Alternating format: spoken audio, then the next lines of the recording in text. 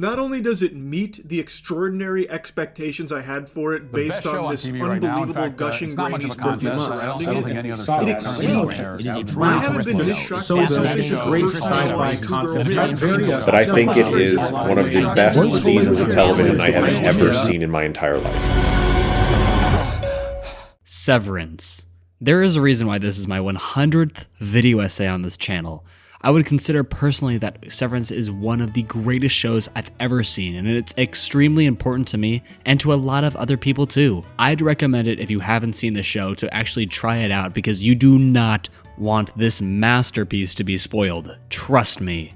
With that said, it's time to dive in at the risk of spoilers for both Season 1 and Season 2. Severance Season 1 was a phenomenon when it came out. A show that on paper doesn't work turned out to be some of the most engaging material critics and audiences alike had experienced. The season asked a bunch of different moral questions, with one of the big ones being the lives of the Innies, who never leave work compared to their outies that sleep, wake up, and take themselves to work where they immediately rinse and repeat. What I am mainly going to be talking about in this video is Mark Scout, or Mark S, aka the Innie who works at Lumen, because after finding out that Miss Casey is actually his outie's wife, something inside of him sets him off on his new character arc in the new season. And for a season that is mainly about the conflicts of the outside world, this season has some very subtle but clever build-up of the lives of the Innies going from the Season 2 opening scene to the Season 2 ending scene. So without further ado, let's jump into this and talk about how Severance teaches us how to humanize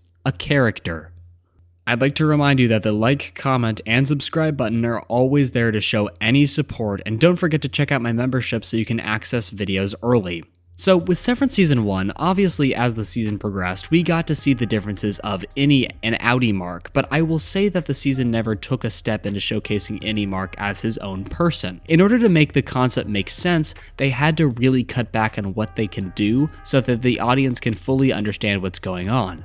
In Season 2 though, thankfully, we get to know more about Mark S and explore him as a separate being as the first season intended to do, but had to showcase their differences first. Mark S this season begins with him out on one goal and one goal only.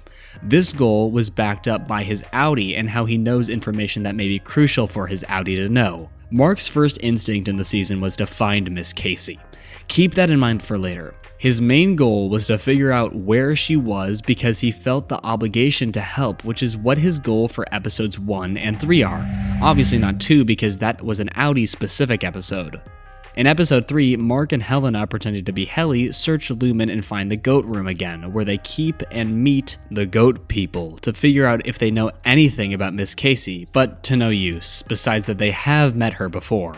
Same thing with episode 4. Mark is still searching Lumen to find Miss Casey, but still wait, what?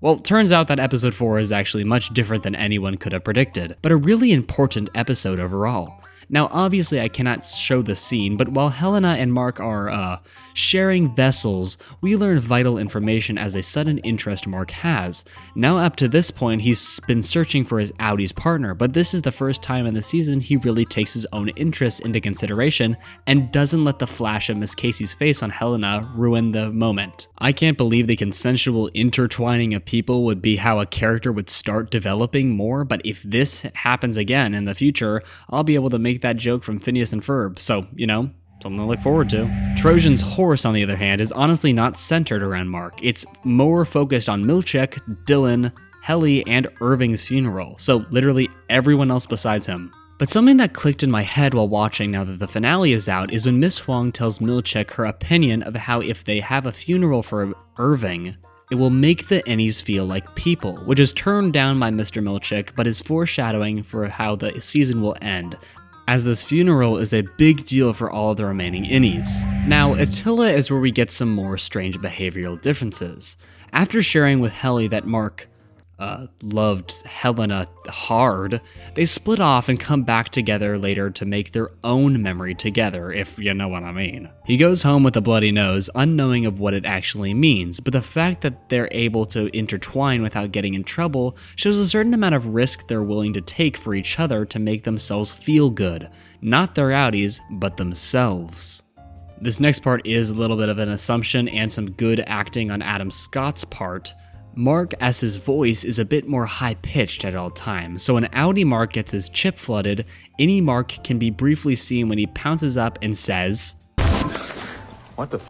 Only getting that out to show the audience that the procedure is going according to plan, but still not complete until Mark S suddenly wakes up in the baby cabin with more than enough questions. Now, for the remainder of this video, I will be talking about the finale of Severance, because this is where the core of Innie Mark's humanization comes into play and how all of this will connect. Innie Mark and Audi Mark finally get to converse in the episode, but things get heated quickly when Audi Mark brings up reintegration and Innie Mark starts realizing that he's only trying to use him and doesn't actually care for his well-being, so when he inevitably returns to Lumen, Mark is tasked with finishing Cold Harbor, where he immediately has to go down to the testing floor and then wait for his Audi to retrieve her so then Innie Mark can get her out. Pretty tough and on the clock plan they need to accomplish together, but this is where the meat of his humanization comes into play.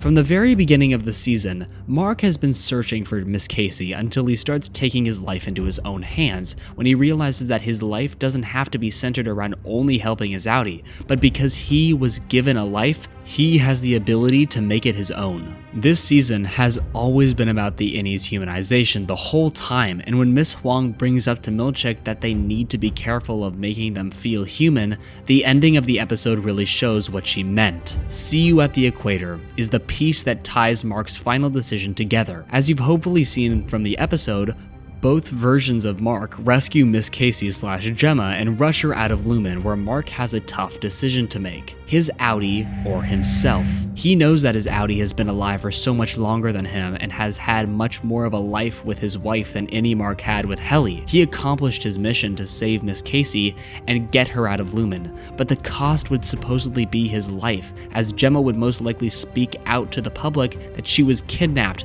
tortured down on the testing floor, and learn that she was going to be killed down there. This all leads us back to the moral question of the equator, which was foreshadowing the eventual decision Innie Mark would have to make. For those who don't know, the equator is an imaginary line that practically splits the Earth in half so that one of the poles is on one side and the other is on the other side. Mark's decision is the equator. There is no actual line, but it's a metaphor for what side of his brain he should let live, his Innie or his Audi. Only one of them would exist, and one of them would theoretically be dead if the other were to take full control, and Innie Mark decides to rightfully take a stand not out of spite but out of love and fulfillment to spend however long he can with Helly until something happens to them, with a tonal similarity to episode 7 Chekai Bardo, where they're fleeing off into the sunset feels something right out of the 60s movie, as they run off into season 3. Mark's humanization is a result of Audi Mark's care or lack thereof. Innie Mark may have childish impulses, but his wits are not one of a child. He's smart and knows the consequences. After being given a life by Milchick's kindness reforms, why would Mark choose his Audi even if he understood going with Gemma would make his Audi happy? There's a good chance he dies if he walks out that door and he could never see Helly again. The life he was able to grasp for a little while gave him his motivation to split him apart from his Audi, creating a more defined and human character than compared to Season 1 or the beginning of Season 2. Mark S doesn't need to be characterized by the S in his name, but by who he actually is at the end of the day, who he always was at the end of the day, and who he's striving to be. Mark Scout.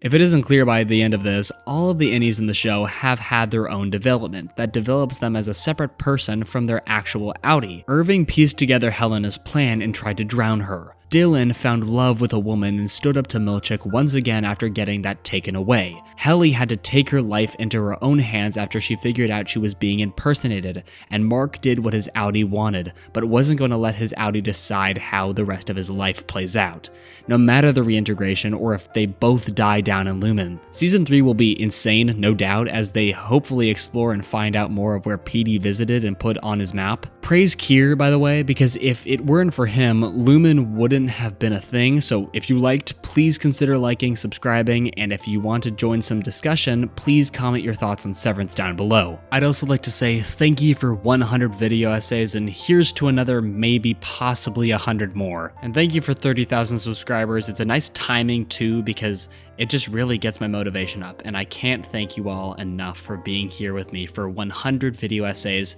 and 30,000 subscribers. Thank you everybody for watching. I'm Enchanted. Bye.